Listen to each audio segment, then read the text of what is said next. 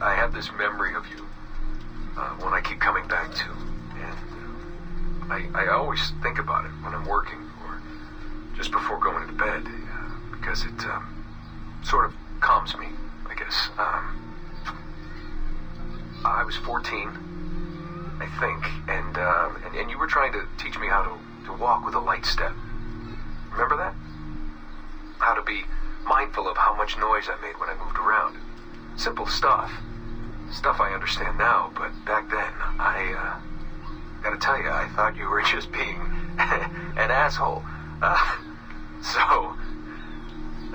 You told me you were gonna go up to your room and sit with your back to the door and read a book. And you wanted me to wait at least 15 minutes and then sneak up there and tap you on the shoulder without you knowing.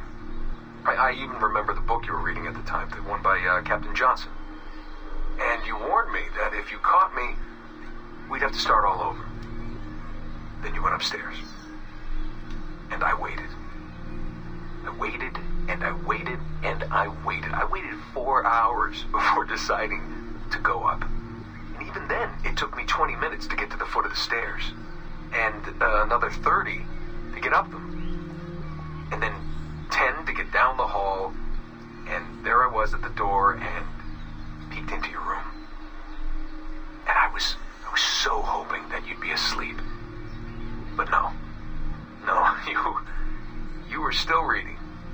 And I just about shit myself. But 10 minutes later, I was just 5 feet away from you. And that's when I remember setting my foot down, and you flinched. Ever so slightly, you flinched.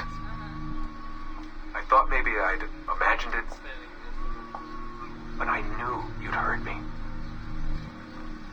You didn't say anything.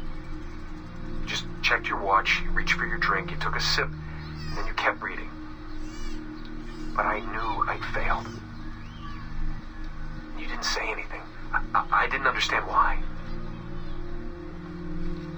Then I lunged and tapped you on the shoulder, and you turned around, and oh, fantastic, you said, and you scooped me up, and you gave me a big hug, and I didn't say anything. But Dad, I was so pissed off.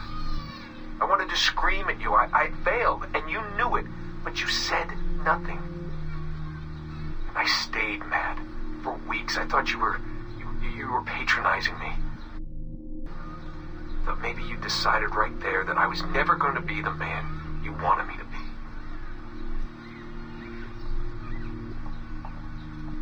But I realized just a few years ago that you checking your watch, that was the clue, wasn't it? You let me win because I had been so patient. I guess that impressed you. You know, maybe at that moment you thought it might be better to be my dad instead of my mentor. I don't really know. Maybe for you they're one and the same.